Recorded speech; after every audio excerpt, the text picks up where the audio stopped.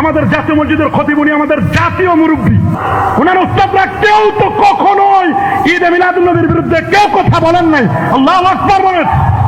অথচ কি কারণে হয়তো আমাদের খতিব মহোদয় একটু কেমন যেন ঈদে মিলাদুন নবীর অস্তিত্ব নাই, এটি আরবি ব্যাকরণগত, মানে এটা বলা যাবে না। কেন বলা যাবে না হুজুর? আমরা আপনার কাছে জানতে চাই। আশা করি আপনি আগামী জুমায় এটার দলিল সহ আমাদেরকে দিলে মানুষের মনে কোনো কনফিউশন থাকবে না। কথা বলুন, আরো জোরে বলুন। আমরা দলিল ছাড়া কারো কথা নেব না। কথা বলেন। আমাদের হুজুরের সমালোচনা করা এটা আমাদের কোনো টার্গেট নয়, বা আমাদের এরকম যোগ্যতা নেই। হুজুর অনেক বড় আলেম, অনেক বড় বিজ্ঞ পণ্ডিত, শাইখুল হাদিস। উনি বিভিন্ন ফুনুনের উপর তার অনেক অগাধ জ্ঞান আছে, কোনো সন্দেহ নাই। তিনি একজন জাহেদ ব্যক্তি, সবে ঠিক আছে। তারপরে হুজুর যখন এরকম কথা বলে ফেলেছেন, আশা করি হুজুর হোক অথবা তার ছাত্রদের পক্ষ থেকে হোক অথবা তার মাদ্রাসার কোনো ব্যক্তির পক্ষ থেকে হোক, তারা কিন্তু এই বক্তব্য করে দিবেন। আল্লামা জাহেদ কাউসারি তিনি হাদিসের ব্যাপারে বলছেন এটি হাসান পর্যায়ের হাদিস। আল্লাহু আকবার, আল্লাহু আকবার। এটি কেউ বলেন নাই। এরকম বলা আমার মনে হয় আরেকটু পড়াশোনা করা দরকার। এই জন্য কবি নামাজ বলছেন, কবি নামাজ বলে দিয়েছেন। আল্লাহু আকবার বলেন। ফাকুল লিমান ইয়াবদাই, ফাকুল লিমান ইয়াবদাই ফিল ইলমি ফালসাফাতান হাফিজতা শাইয়ান ওয়া গাবাত আনকাল আশিয়া।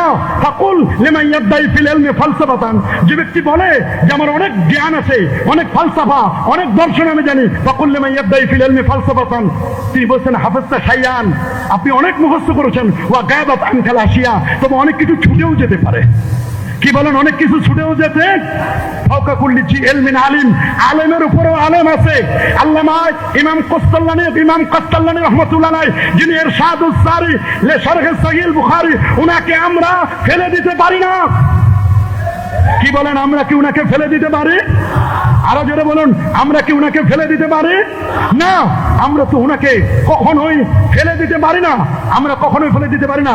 ইমাম ইবনু আব্বাদ রুনুদি মালিকি 792 হিজরি আলেম, তিনি বলে দিয়েছেন স্পষ্ট করে তার লেখা বিখ্যাত কিতাব আর রাসাইলুল কুবরা 52-53 পৃষ্ঠায় 800 বছর আগের আলেম, তিনি নবীর জন্মদিনকে ঈদ বলেছেন।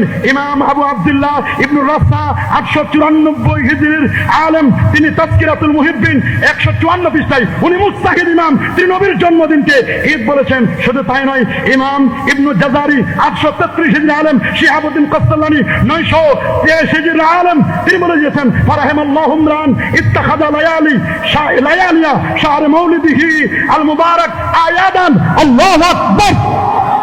শুধু তাই নয়, ইমাম আবু আব্দুল্লাহ আল কাউরি 872 হিজরি আলেম, ইমাম আহমদ জাররুক আল ফাসি, ইমাম সাখাবি, ইমাম কাস্তাল্লানী, শাইখুল ইসলাম, ইমাম খরাশি 1101 হিজরি আলেম, তিনি বলেছেন আন্নাহু ঈদুম মিন আয়াদিল মুসলিমিন। আব্দুল হক মুহাদ্দিস দেলভী 1052 হিজরি আলেম, তার লেখা বিখ্যাত কিতাব স্পষ্ট করেছেন মা সাবাতা মিনাস সুন্নাহ ফি আইয়ামিস সানা, তিনি বলে দিয়েছেন নবীর জন্মদিন জন্মরাতকে ঈদ বলতে কোনো বাধা নাই। আমরা যদি হুজুর আপনার কথাটা নেই, তাহলে এত বড় বড় ইমাম, মুহাদ্দিস, মুস্তাহিদ, এদেরকে ফালতু বলার লাগে, এদেরকে বাজে মন্তব্য করা লাগে। এখন সিদ্ধান্ত আপনি দিবেন, আমরা আপনার ব্যাপারে কি বলবো, আর এত বড় মুহাদ্দিস, মুস্তাহিদ, ইমাম, এদেরকে কি বলবো। আপনি যেটা ফতোয়া দিবেন ওইটাই জাতি মেনে নিবি। কথা বলে, আরো জোরে বলে। এই জন্য